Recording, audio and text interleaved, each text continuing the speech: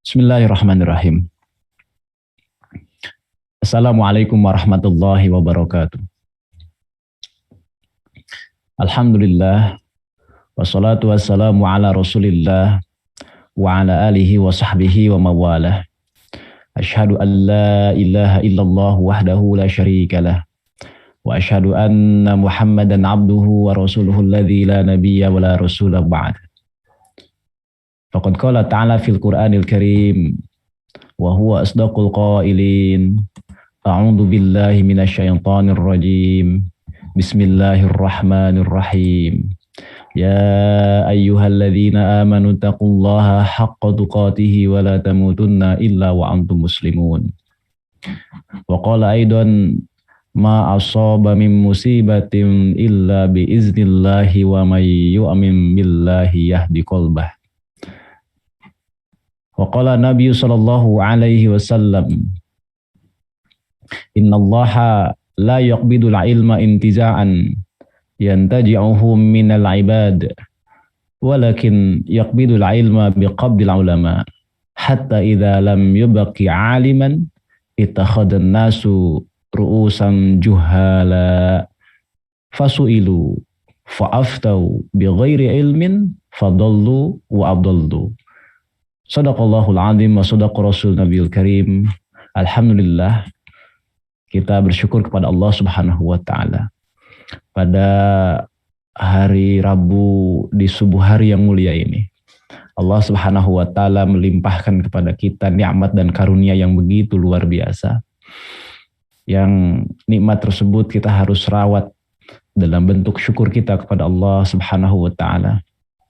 Jadilah kita sebagai hamba Allah yang senantiasa bersyukur, sebagai abdan syakura.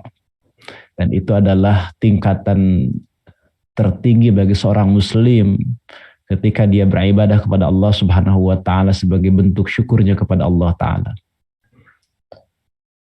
Baginda Muhammad sallallahu alaihi wasallam itu dijamin masuk surga oleh Allah Subhanahu wa taala. Maksum beliau, tidak melakukan kesalahan, kemaksiatan. Tetapi Masya Allah, ibadahnya begitu luar biasa. Sampai-sampai para sahabat termasuk istrinya Aisyah radhiyallahu anha. Istrinya yakni Aisyah radhiyallahu anha bertanya kepada baginda Muhammad sallallahu alaihi wasallam, apa gerangan yang membuat baginda Rasulullah sallallahu alaihi wasallam begitu luar biasa dalam beribadah? Salat malam yang ditegakkannya sampai membuat kakinya bengkak. Dan di antara jawabannya adalah bahwa Rasulullah Shallallahu Alaihi Wasallam melakukan demikian sebagai wujud bahwa beliau adalah hamba Allah yang bersyukur. Hadirin, oleh karena itu kita beribadah kepada Allah Subhanahu Wa Taala bukan dikala sedang butuh, bukan dikala sedang perlu sesuatu, bukan dikala sedang sempit, bukan dikala sedang fakir, bukan dikala sedang sakit. Tetapi kita beribadah kepada Allah Subhanahu wa taala dikala kita juga diberikan nikmat oleh Allah Subhanahu wa taala. Nikmat sehat, nikmat kelapangan, nikmat rezeki, nikmat waktu dan nikmat yang lainnya. Karena ibadah kita kepada Allah sebagai perwujudan syukur kita kepada Allah Subhanahu wa taala. Maka jadilah kita sebagai abdan syakura, hamba Allah yang pandai bersyukur. Salawat dan salam keselamatan senantiasa kita sampaikan kepada baginda Muhammad sallallahu alaihi wasallam, keluarga, sahabat dan kepada seluruh umatnya hingga akhir zaman, yang senantiasa istiqamah baik dalam mengkaji Islam, mengamalkan Islam dan juga mendakwahkan Islam. Pemirsa ngaji subuh yang dirahmati Allah Subhanahu wa taala, pada subuh kali ini topik kita sedikit berbeda, yakni jeda dulu dengan kajian tematik. Karena setiap waktu subuh hari Rabu biasanya kita mengkaji ilmu hadis dari kitab Nukhbatul Fikar, ya, matan Nukhbatul Fikar, karya dari Al-Hafiz Ibnu Hajar Al-Asqalani rahimahullahu ta'ala, yang kita sudah sampai pada pembahasan-pembahasan awal berkaitan dengan hadis mardud ya. Setelah membahas berkaitan dengan hadis hasan, sahih, ya sahih, hasan, mardud. Nah, kalau tidak salah minggu lalu kita sudah masuk dalam pembahasan beberapa jenis hadis mardud. Ada munkar di sana, lawannya ma'ruf, kemudian syadz, lawannya mahfuz ya. Itu yang kita bahas pada minggu lalu, dan insya Allah pada hari ini kita jeda dulu dengan kajian tematik. Insya Allah setiap 2 bulan atau 1 bulan sekali kita jeda dengan kajian tematik. Topik kita pada pagi hari ini adalah berkaitan dengan 1, diangkatnya ilmu, 2, tentang wafatnya ulama, 3, tentang merebaknya kebodohan. Ini menyatu dalam sebuah hadis Nabi Muhammad SAW. Jadi topik ini ada dalam sebuah hadis Nabi Muhammad SAW yang tadi saya bacakan di muqaddimah hadis.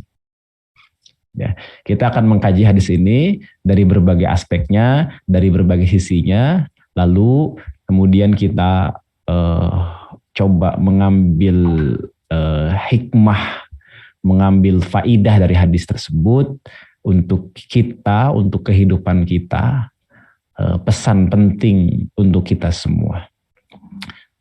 Baik, mudah-mudahan semua yang hadir, baik itu yang di ruang Zoom maupun yang di YouTube dan juga yang di Facebook, pada pagi hari ini semua ada dalam lindungan Allah Subhanahu wa Ta'ala, dan kita mendapatkan kemanfaatan dari kajian pada subuh ini.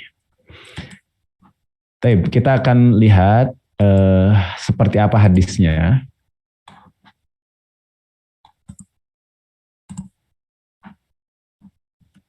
Ini dia hadisnya. Ya, kita tampilkan dulu. Sudah tertampil ya.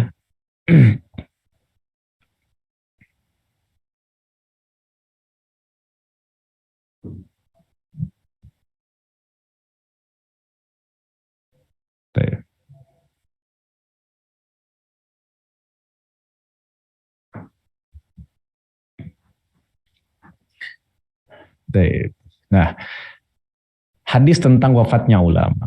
Wafatnya ulama ini adalah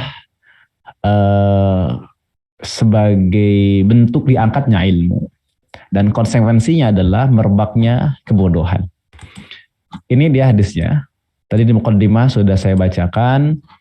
Hadis ini dari Abdullah bin Umar, Abdullah bin Amr bin As.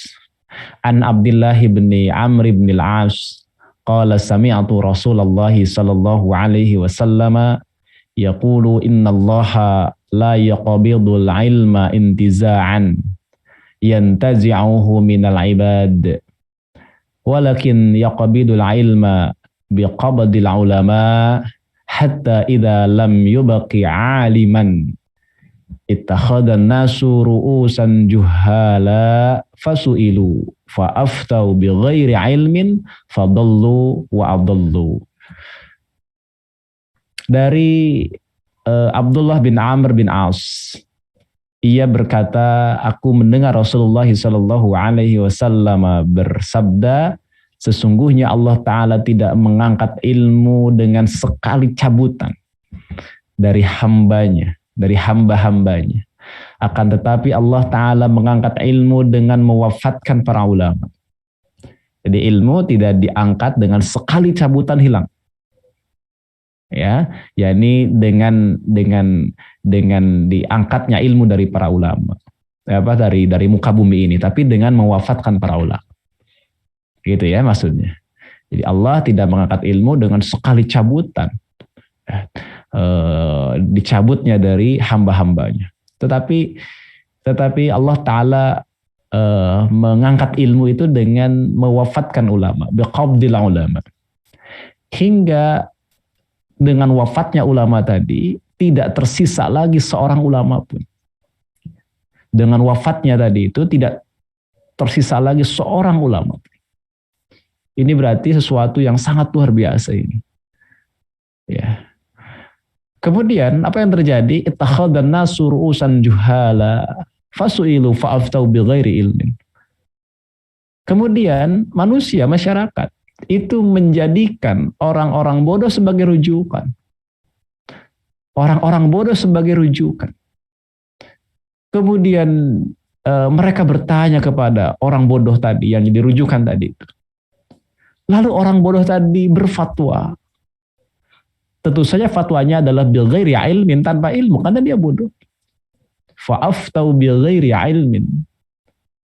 Dan karena fatwanya tanpa ilmu, maka fadallu wa adallu, sesat dan menyesatkan. Nauzubillah, summa nauzubillah. Iwa fillah yang dirahmati Allah Subhanahu wa taala. Hadis ini adalah hadis yang sangat mudah kita jumpai. Nah, ini kita sekalian praktekkan ya. Kita sudah pernah belajar ilmu hadis dari kitab Saksya Islamiyah Juz 1. Kita di ngaji subuh ini sudah belajar juga sampai khotam kitab Al-Qawaidul Asasiyah fi Ilmi Mustalahil Hadis. Dan sekarang kita sedang belajar kitab Nukhbatul Fikr. Bahkan di yang program taskib sudah 9 pertemuan belajar tahrij hadisnya. Jadi cara kita memperlakukan sebuah hadis itu yang pertama adalah dengan setelah kita tampilkan teksnya, terjemahnya, lalu kita cari di mana posisi hadis ini, kan begitu ya? Dengan anggapan bahwa kita belum tahu hadis yang tadi dibacakan itu belum tahu itu adanya di mana. Karena tadi saya ketika membacakan di muqaddimah tidak menyebutkan rawahu siapa atau akhrajahu siapa. Maka tugas kita mencari hadis tersebut di kitab induk ada di mana. Ternyata saat kita cari terdapat dalam banyak sekali kitab induk.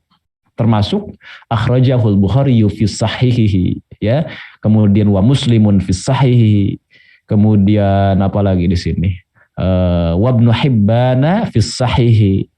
Kemudian wa Nasa'i bil kubra. Maksudnya adalah Imam An-Nasa'i dalam Sunan Kubronya. Tadi Bukhari dalam sahihnya, Imam Muslim dalam sahihnya, Ibnu Hibban dalam kitab sahihnya, kemudian Imam An-Nasa'i dalam Sunan Kubro Nasa'inya, kemudian wa Tirmizi fi Jami'ihi, Imam Tirmizi dalam kitab Jami'nya, Jami' Tirmizi, kemudian wa Darimi fi Musnadihi, Imam Darimi dalam kitab Musnadnya, kemudian apa lagi di situ? Wa Ibnu Majah fi Sunanihi, Ibnu Majah dalam Sunannya, Sunan Ibnu Majah, wal Baihaqi fi Sunanihi Al-Kabir, kemudian Imam Baihaqi dalam kitab Sunannya, Sunan Kabir Baihaqi, kemudian wa Ahmad fi Musnadihi, Imam Ahmad dalam kitab Musnadnya, dan seterusnya ya, banyak sekali. Jadi mudah sekali menjumpai hadis ini.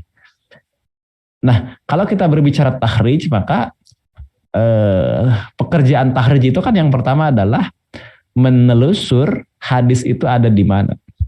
Karena definisi tahrij apa? Ad-dilalatu ala maudhi'il hadis ala mafsadiril asliyah allati akhrajatu bisanadi. Itu yang pertama itu. Jadi menunjukkan kedudukan hadis, posisi hadis pada kitab induknya. Apa itu kitab induk? Kitab yang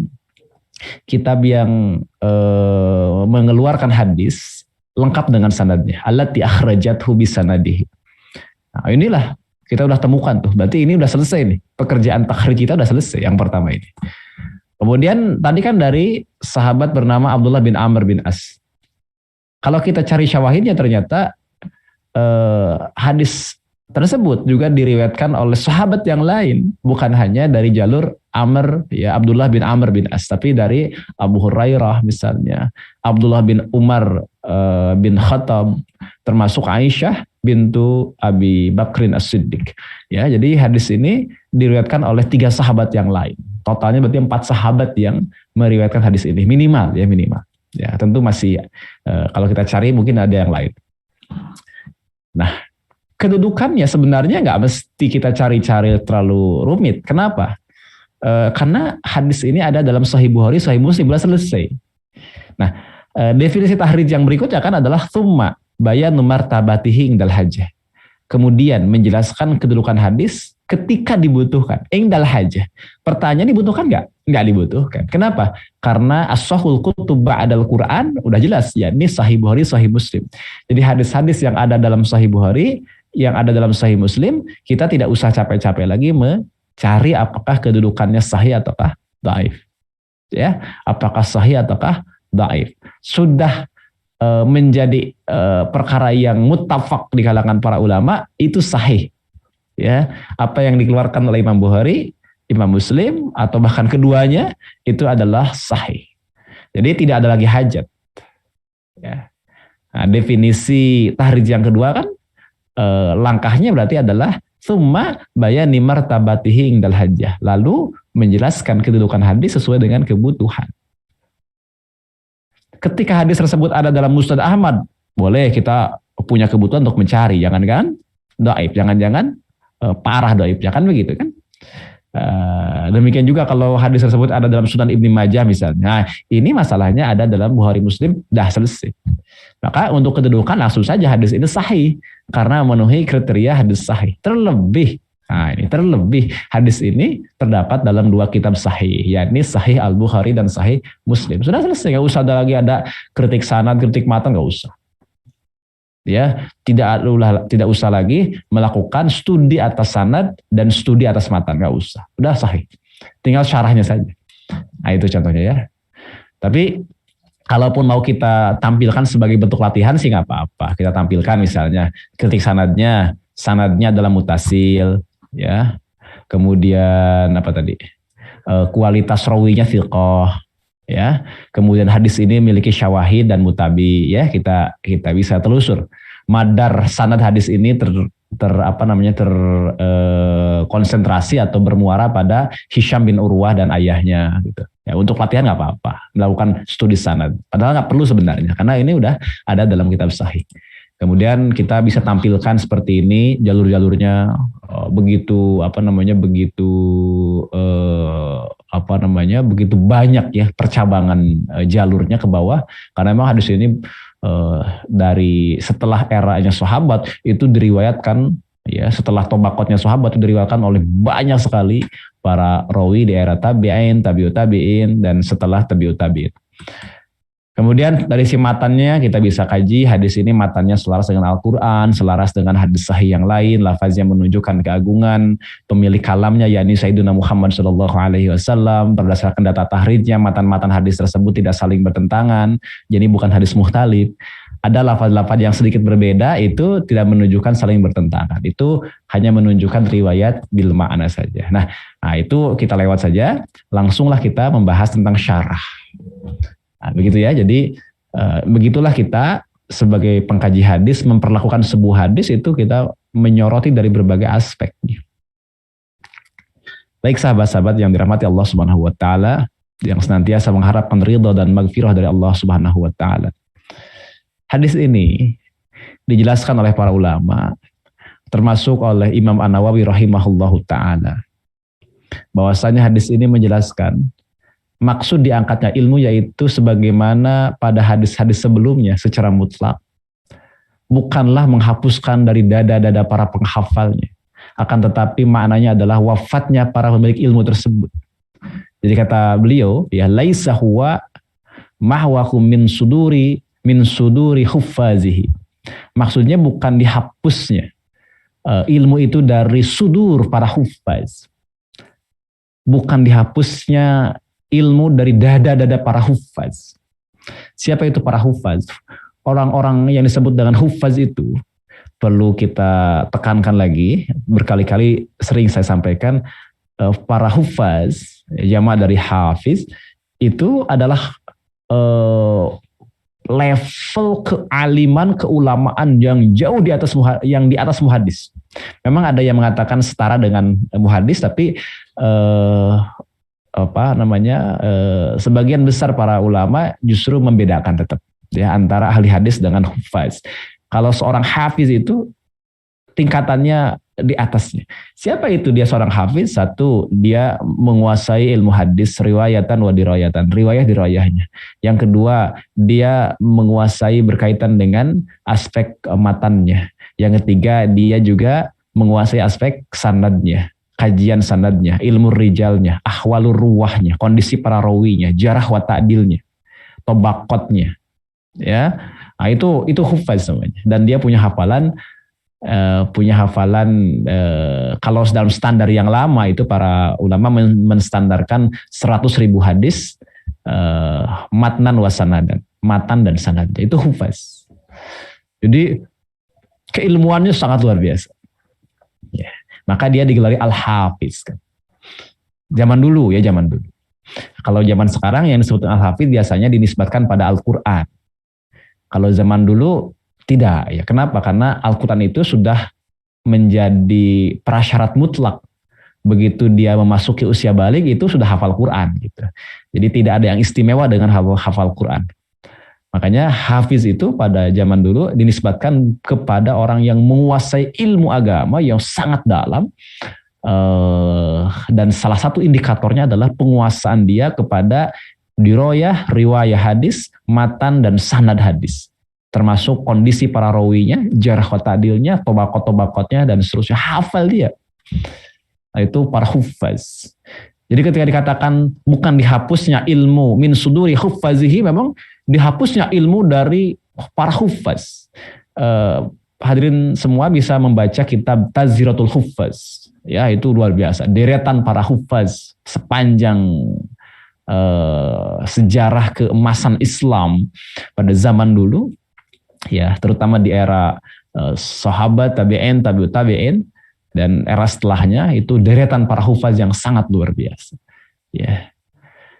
Mereka itu hafalannya bukan lagi ratusan ribu hadis, tetapi sudah hafalnya itu melebihi daripada itu. Bahkan ada yang menghafal sampai dengan jutaan, ada yang menuliskannya. Mereka hafal terkait dengan kondisi para rawinya. Ya, mereka hafal tobakot-tobakot. Nah, bukan itu ya maksud diangkatnya ilmu itu dihapus dari dada-dada. Biasanya tidak disebut dengan benak ya, apa namanya ini, akalnya ya, otaknya gitu ya. Tapi sudur biasanya untuk menggambarkannya. Maksudnya akal maksudnya. Tapi gambaran akal itu sudur, bukan otak. Ya. Jadi ilmu itu kan pemahaman. Betul kan? Ilmu itu berkonsentrasi menjadi sebuah pemahaman kan. Dari maklumat, maka kemudian terkristal menjadi pemahaman. Itu ada di mana? Apa yang mengerjakan? Poinnya ada di mana itu? Ya tentu yang bekerja adalah diantaranya adalah otak kan. Ya, di mana kita paham bahwa yang disebut dengan akal itu adalah menghubungkan antara berbagai macam fakta, ya, kemudian dihukumi dengan maklumat atau informasi yang kita punya sebelumnya, maklumat sabiqah. Ya. Jadi mencerap fakta ke dalam otak, kemudian dihubungkan dengan maklumat sabiqah. Kemudian dia menafsirkannya, dia menjelaskannya. Nah, kita tahu persis bahwa berarti organ ciptaan Allah yang berperan penting di sini otak. Ya, kalau kita definisikan akal itu demikian ya, akal itu adalah bagaimana memahami suatu fakta kan, ya, yang dihubungkan dengan maklumatus sabiqah. Ada fakta, kemudian dicerap ke dalam otak, kemudian dihubungkan dengan maklumat sabiqah, kemudian dia mengambil kesimpulan. Berarti organ itu adalah otak. Tetapi yang sering dijadikan sebagai gambaran tentang kefahaman itu sudur, dada. Ya. Maksudnya adalah akal. Ya. Kenapa kira-kira menggambarkan tentang akal tidak dengan organ yang dekat ya, organ yang memang bekerja untuk itu, bekerja untuk mencerap fakta, yakni otak. Oleh panca indera kan? Jadi mencerap fakta oleh panca indera ke dalam otak. Nah, berarti kan otak. Mencerap fakta oleh panca indera ke dalam otak, dihubungkan dengan maklumat sabiqah, maklumat sebelumnya, kemudian dia mengambil kesimpulan. Ya, di situ berarti ada organ, ada panca indera, ada otak, dan yang dominan kan otak. Kalau otaknya sudah rusak misalnya, maka dia tidak bisa melakukan proses berpikir tadi.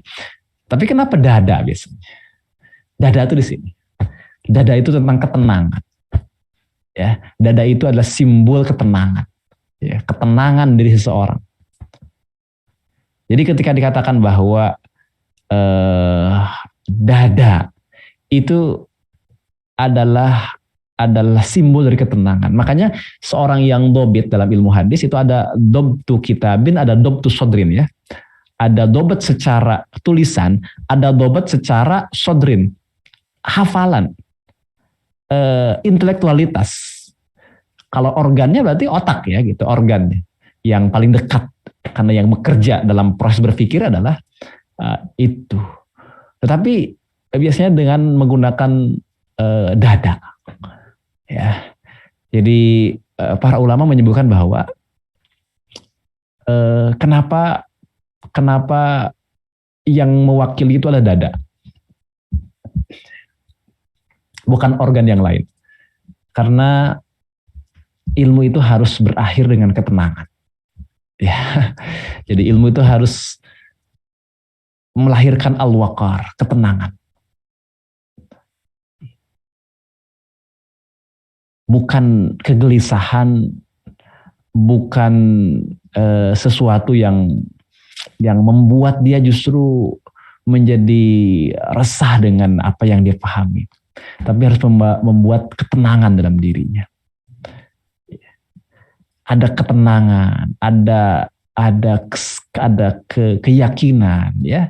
Maka diwakili kan dada biasanya. Dada. Kita kalau merasa senang biasanya apa yang kita pegang? Dada ya. Dada. Ya.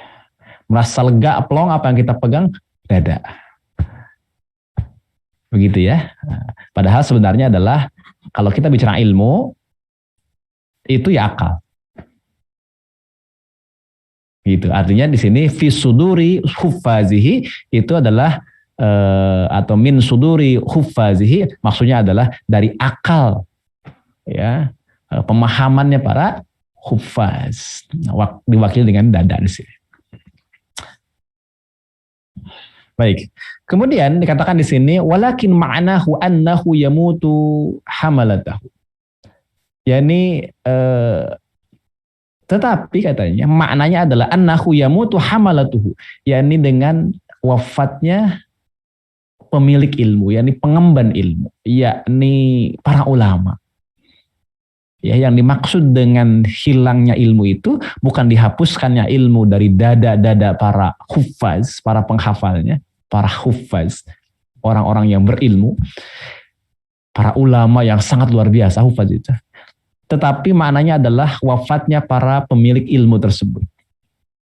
Orang yang mengemban ilmu tersebut. Hamalah itu adalah orang yang mengemban ilmu. Dia faham, dia amalkan, dia emban ilmu itu. Kemudian selanjutnya apa yang terjadi? Wa yatakhidun nas juhalan yahkumuna bijahalalatihim fayudilluna wa yadilluna. Lalu kemudian manusia, masyarakat menjadikan orang-orang bodoh, orang-orang yang juhala itu untuk memutuskan hukum sesuatu dengan kebodohan mereka. Apa yang terjadi? Akhirnya mereka pun sesat dan menyesatkan orang lain. Hadirin, ini maknanya ya. Makna dari hadis tersebut bahwa Allah Subhanahu wa taala ketika bermaksud ya, yang dimaksud dengan diangkatnya ilmu itu bukan dengan dihapuskan begitu saja, tiba-tiba lupa gitu. Bukan begitu. Ya. Tiba-tiba misalnya sejumlah orang-orang berilmu jadi amnesia, pelupa. Enggak begitu. Enggak begitu. Tiba-tiba para orang-orang yang berilmu jadi lupa tentang ilmu yang dipelajarinya. Hilang pemahamannya tiba-tiba. Enggak begitu. Tapi hilangnya ilmu itu dengan wafatnya mereka. Ya.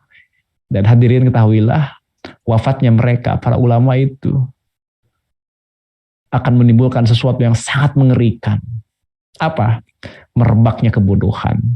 Kita kemudian merujuk kepada mereka, mereka kemudian berfatwa dengan kebodohannya bighairi ilmin. Dan fatwa tersebut adalah fatwa yang sesat, lagi menyesatkan. Banyaklah hadis yang lain, ya, termasuk hadis ini kalau kita lihat di dalam penjelasan Imam Al-Ghazali dalam kitab Ihya Ulumuddin, alaikum bil ilmi katanya. Ya, wajib atas kalian untuk menuntut ilmu. Jadi ketika membaca hadis yang tadi kita bacakan di awal, itu wajib bagi kita untuk menuntut ilmu. Ya, sebelum apa? Sebelum ilmu tersebut diangkat dan dihilangkan. Dan kita sudah tahu persis bahwa hilangnya ilmu itu dengan wafatnya ulama. Maka banyak hal yang disampaikan oleh Imam Al-Ghazali dalam kitab Ihya ini sebetulnya, yang mengingatkan kepada kita semua tentang wajibnya kita untuk menuntut ilmu, untuk belajar. Karena beliau mencantumkan hadis-hadis tersebut untuk memberikan motivasi, untuk memberikan targhib, ya, terkait dengan keutamaan ilmu, keutamaan ulama. Dan ilmu itu tidak didapat kecuali dengan ta'allum, ya. Wa innamal ilmu bitta'allum. Ilmu itu semata-mata didapatkan dengan ta'allum, dengan belajar. Nah, jadi sebenarnya beliau menjelaskan sisi lain yang kami kira penting, bahwa kalau kita berbicara berkaitan dengan ilmu, ya, berkaitan dengan hilangnya ilmu, berkaitan dengan keutamaan ilmu dan ulama, maka pesan pentingnya adalah bergegaslah, bersegeralah untuk belajar sebelum ilmu itu diangkat dengan wafatnya para ulama. Maksudnya apa? Maksudnya adalah agar ada kader yang segera bisa menggantikan mereka. Jadi kan hadis ini merupakan peringatan, merupakan inzar kepada kita semua agar dengan wafatnya ulama tidak merebak kebodohan. Kenapa? Karena muncul ulama yang berikutnya. Itulah yang saya sampaikan kemarin di beberapa akun saya itu. Sejak pagi saya sampaikan bahwa hal penting yang harus kita pikirkan secara serius dan matang hari ini adalah kita bukan hanya terus belajar mengilmui diri kita, tetapi kita harus melakukan satu pekerjaan besar. Dalam konteks keluarga iya, dalam konteks kolektif juga iya, yakni melakukan kaderisasi. Ya, kaderisasi.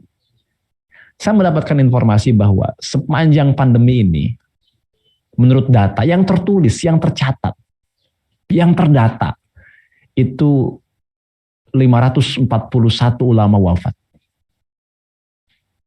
Ini data beberapa minggu kemarin di sebuah media. Dan tidak semua ulama yang wafat selama masa pandemi itu tercatat kan. Tapi Masya Allah, banyak sekali. Kemarin saya dapat informasi juga dari teman-teman yang di Madura bahwa dalam berapa hari begitu, Syahid kemudian beliau menyampaikan ada 30-an ulama di daerah sana yang meninggal dunia. Dalam hitungan minggu. Dalam hitungan hari itu 30-an ulama, baik itu dari kalangan laki-laki maupun perempuan yang meninggal dunia. Ini adalah pekerjaan besar. Jadi jangan sampai diangkatnya ilmu dengan wafatnya mereka, lalu kemudian terjadi apa yang digambarkan oleh hadis Nabi Muhammad SAW, yakni manusia merujuk kepada orang-orang bodoh karena tidak ada pengganti mereka. Segera, kata Al-Ghazali, segera belajar, dan pekerjaan kolektif kita adalah segera kita siapkan kader-kader terbaik yang akan menggantikan mereka. Mereka akan menjadi seorang ulama mungkin 5 tahun yang akan datang, 10 tahun yang akan datang, 20 tahun yang akan datang.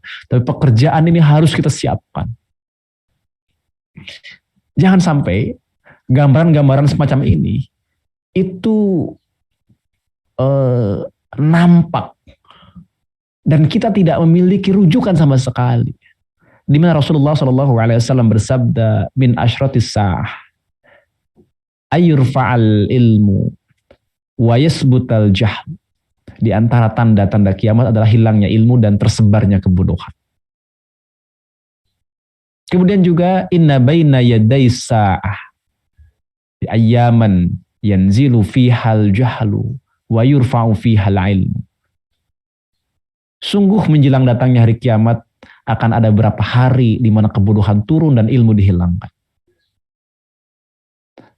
Kemudian dalam hadis yang lain, hadis ini ada dalam Sahih Bukhari, Sahih Muslim ya. Yataqarrabuz zaman wa yuqbadul ilmu wa yadharul fitan wa yulqasyuh wa yaksurul harj. Zaman saling berdekatan katanya. Ilmu dihilangkan. Al-fitan bermunculan. Kebakhilan dilemparkan ke dalam hati. Kemudian pembunuhan makin banyak. Ini adalah gambaran akhir zaman yang begitu mengerikan. Sangat mengerikan. Dan ini adalah targhib wa tarhib. Motivasi sekaligus peringatan, ancaman, hal yang harus kita perhatikan dengan sangat serius. Bahwa kalau kita telat, ya, kalau kita telat menyiapkan kader-kader yang mengemban ilmu, para hamalatul Quran, para hamalatul sunnah, maka tersebarnya kebodohan jauh lebih banyak daripada penangkalnya, yakni ilmu dari dada-dada para ulama itu. Iwafillah dirahmati Allah Subhanahu wa taala. Hadis ini adalah motivasi. Saya selalu membaca hadis tentang al-fitan. Itu bukan sesuatu yang menakutkan. Orang-orang mungkin membaca hadis tentang fitan itu sesuatu yang menakutkan. Kalau saya membacanya enggak. Saya juga membaca dari syarahan para ulama enggak. Termasuk penjelasan para ulama semisal Al-Ghazali tidak mengatakannya udahlah terima saja. Nanti begitu kok jadinya. Enggak. Justru hadis-hadis tentang al-fitan, tentang akhir zaman, tentang fitnah akhir zaman, itu harus mendorong kepada kita untuk bersegera mempersiapkan. Contoh misalnya, akhir zaman itu, ya fitnah akhir zaman yang mengerikan itu diantaranya adalah di mana kebenaran, kebatilan, hak batil, keimanan, kekufuran itu samar. Karena pada hari itu kondisinya adalah bagaikan malam yang gulita. Sore hari dia kafir, sore hari dia muslim, pagi hari dia kafir.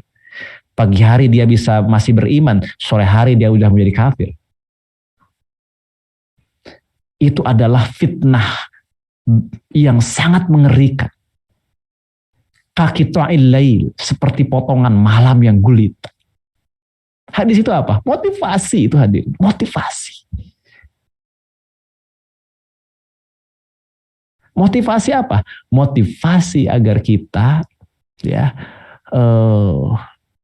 melakukan secara serius dan sungguh-sungguh belajar ilmu, menyiapkan kader agar ada orang-orang yang senantiasa menjelaskan mana hak, mana batil, mana iman, mana kufur.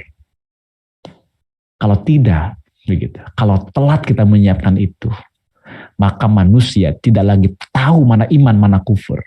Tidak lagi tahu mana hak, mana batil.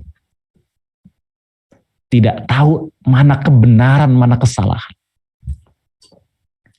Jadi hadis-hadis al-fitan itu motivasi. Motivasi mesti ada. Mesti disiapkan. Ini kerja besar yang harus kita siapkan.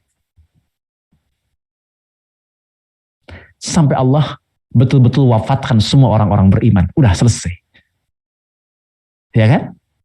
Nanti mendekati kiamat, di antara alamatul kubronya adalah wafatnya semua orang beriman. Udah selesai. Nggak ada tugas lagi kita. Orang-orang beriman diwafatkan oleh Allah Subhanahu wa taala yang nanti akan merasakan gonjang-ganjing akhir zaman, dahsyatnya hari kiamat hanyalah orang-orang kafir kan. Jadi akan menyaksikan bagaimana hancur leburnya bumi ini adalah orang-orang kafir. Orang-orang beriman sudah Allah wafatkan semuanya. Tapi nanti itu kan, nanti itu adalah ketika orang-orang beriman Allah wafatkan. Selagi kita belum wafat, selagi ada orang beriman, maka mesti ada orang yang menjelaskan mana hak, mana batil, mana iman, mana kufur.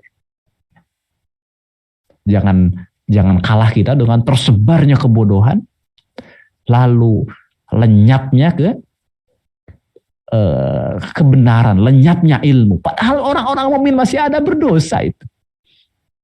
Paham ya? Bisa kita ambil faidah pentingnya ya. Jadi selama kita masih hidup, selama masih hidupnya orang-orang beriman, maka di pundaknya punya kewajiban untuk menyiapkan para ulama yang akan menerangi masyarakat, yang akan membimbing umat. Wajib bagi kita. Ada di pundak kita untuk melawan, untuk menandingi, untuk menghanguskan, menghancurkan tersebarnya kebodohan-kebodohan. Selama kita masih hidup, selama umat manusia ini masih ada orang-orang beriman, masih ada kita orang-orang yang beriman, maka selama itu pula kita punya kewajiban untuk mengilmui diri, thalabul ilmi, dan juga menyiapkan kader-kader kita untuk sekian tahun yang akan datang. Kita nggak tahu kapan ini, sampai kapan kita ini. Insya Allah masih lama. Karena fase umat Islam ini akan mengalami fase di mana umat Islam akan berjaya dulu. Akan berjaya menguasai dunia, menghancurkan kebatilan, mengusir orang-orang Yahudi, ya. Kemudian Islam akan masuk kepada setiap rumah-rumah, setiap manusia. Islam akan kembali melingkupi timur sampai dengan barat. Kan itu belum. Pertanyaannya hadirin. Pertanyaan pentingnya adalah bagaimana bisa Islam masuk ke setiap rumah? Bagaimana bisa Islam tegak kembali sebagai peradaban besar yang mengalahkan peradaban-peradaban yang lainnya, yang akan mengusir segala bentuk kekufuran, segala bentuk kezaliman, menghancurkan segala bentuk kesewenang-wenangan kalau tidak ada pilar-pilarnya. Siapa pilar-pilarnya? Pilar-pilarnya adalah orang-orang beriman yang berilmu. Karena peradaban yang kita hendak bangun adalah peradaban ilmu, bukan peradaban kebodohan. Maka membangun peradaban Islam yang merupakan peradaban ilmu, artinya kita harus menyiapkan pilar-pilar ilmu. Saat banyaknya wafatnya para ulama, maka kita harus segera menyiapkan agenda penting ini. Diri kita maupun generasi setelah kita. Dan masih banyaklah hadis-hadis yang lain yang menggambarkan ini. Kesimpulannya hadirin. Pertama, kita wajib mengimani qada Allah ya. Ini sudah pasti. Musibah adalah peringatan dari Allah Subhanahu wa taala, wajib muhasabah atas dosa yang dilakukan. Jika itu adalah fasad, kemaksiatan, ya, kerusakan akibat kemaksiatan, maka wajib kita taubat dan kembali kepada syariat Allah Subhanahu wa taala. Kemudian wafatnya ulama berarti diangkatnya ilmu. Ketika ilmu diangkat berarti muncul orang bodoh yang sesat dan menyesatkan. Dan di antara peringatan kepada kita adalah akhir zaman itu akan merebaknya kebodohan. Maka tuntutannya adalah wajib menuntut ilmu lebih keras lagi dan beramal dengan ikhlas. Wajib menuntut ilmu lebih keras lagi dan beramal dengan ikhlas. Harus melakukan kaderisasi ulama pejuang yang tinggi ilmu dan adabnya. Ya, kita harus melakukan kaderisasi ulama pejuang yang ilmunya tinggi dan adabnya indah. Hadirin dirahmati Allah Subhanahu wa taala, ini pekerjaan besar kita untuk melahirkan ulama-ulama Rabbani, ulama-ulama yang sudah tidak lagi memperdulikan tentang dunia, tentang harta, tentang kedudukan, tentang ketenaran, tentang jabatan, tentang popularitas, tentang banyaknya pengikut.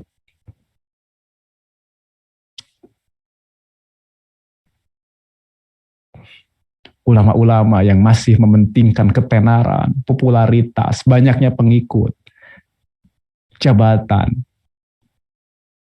atau mungkin harta, itu sama sekali tidak akan bernilai. Dia tidak akan mampu menjadi pilar yang kokoh dalam peradaban besar nanti.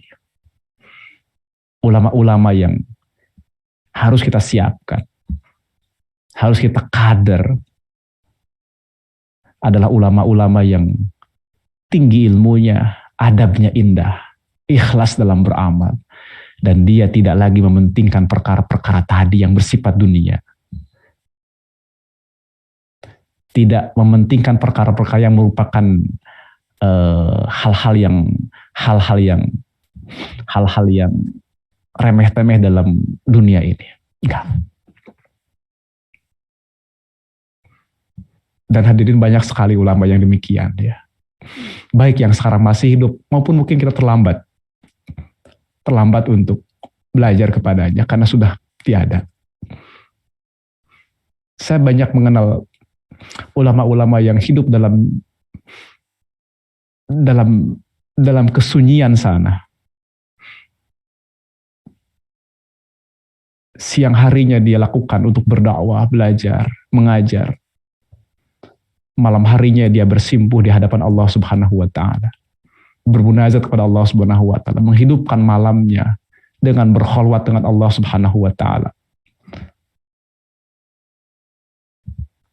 Dia jauh dari hingar-bingar orang-orang yang mengejar dunia, yang pagi jadi siang, yang siang jadi malam, malam jadi siang, untuk mengejar dunia.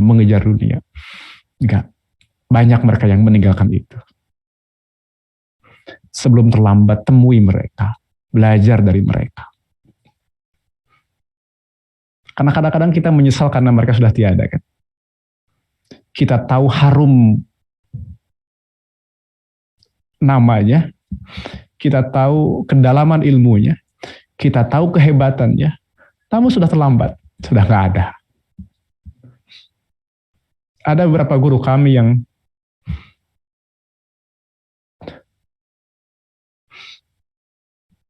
sudah, tapi kita terlambat, dan mereka ulama-ulama Rabbani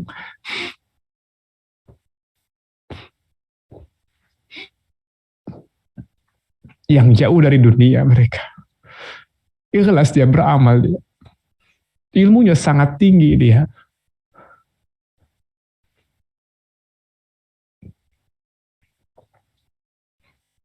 seakan-akan mereka sudah mentalak dunia ini. Saat orang-orang membangun bangunan-bangunan yang tinggi di atas jembatan yang rapuh, mereka sedang mempersiapkan bekal-bekal terbaik. Mereka sedang berjibaku membina umat. Mereka sedang berjibaku dalam tolabul ilmi. Mereka sedang berjibaku dalam menyebarkan ilmu. Dengan penuh kesederhanaan. Di rumah-rumah yang sederhana, di bawah pohon yang tidak ada kemewahan di sana. Tapi ada, hadirin. Banyak yang gitu. Ya, banyak yang gitu. Orang-orang yang alim, orang-orang yang tawadu, orang-orang yang waro, banyak. Dan ulama yang model itulah yang kita harus siapkan.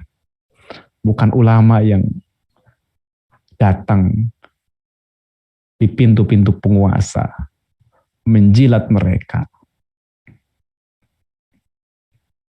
Tapi ulama-ulama Rabbani yang setiap saatnya, waktunya didedikasikan untuk pengabdian kepada Allah Subhanahu wa taala. Jadi jangan terlambat ya. Jangan terlambat kita untuk menyiapkan kader, dan jangan terlambat juga kita untuk mengambil faidah manfaat dari mereka yang sekarang masih hidup. Ya, mudah-mudahan Allah merahmati mereka semua. Mereka yang jauh dari ketenaran, mereka yang jauh dari popularitas. Tapi Masya Allah, mereka adalah sebaik-baiknya mutiara, sebaik-baiknya permata, sebaik-baiknya putra-putri yang betul-betul lahir dari rahim umat terbaik. Saya mengenal misalnya salah seorang yang sekarang juga sudah tiada.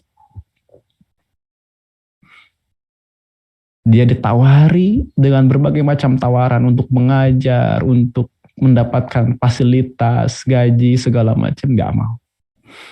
Karena dia ingin membina orang-orang yang ada di sekitarnya. Dia ditawari bantuan sana-sini, datang kepadanya untuk menawarkan bantuan membangun pondok pesantren, ada dari pemerintah segala macam, dia tolak semua. Ulama yang begitu yang kita cari. Hidup matinya untuk Islam. Jadi terakhir, jangan sampai kita terlambat.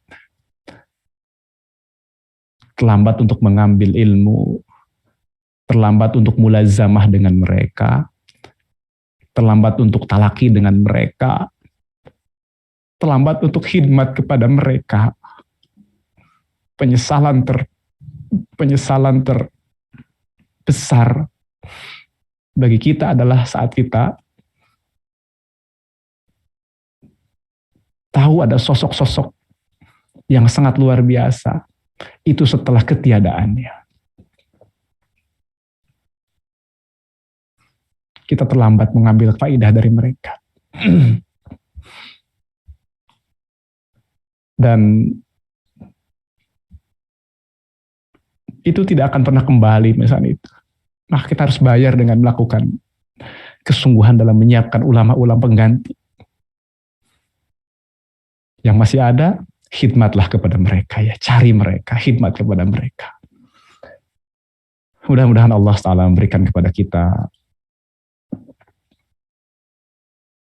kemampuan dan kemauan untuk terus belajar. Mudah-mudahan Allah Ta'ala memberikan kemampuan dan kemauan kepada kita untuk khidmat dan mulazamah dengan mereka.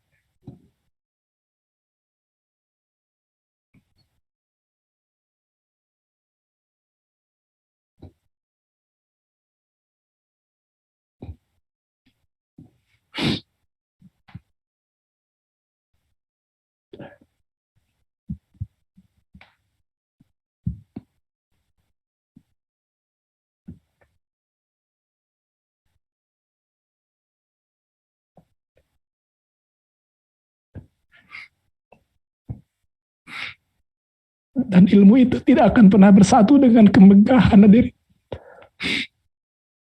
Ilmu itu tidak akan pernah bersatu dengan kemewahan. Ilmu itu tidak akan pernah bersatu dengan itu semua.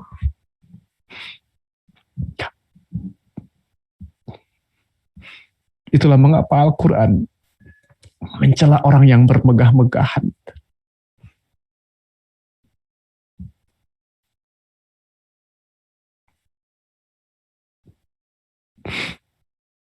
Jadi berhentilah kita berpikir berkaitan dengan menumpuk-numpuk dunia kita, mengejar ambisi terkait dengan dunia kita. Kita sekarang punya proyek besar yang harus kita lakukan bersama-sama.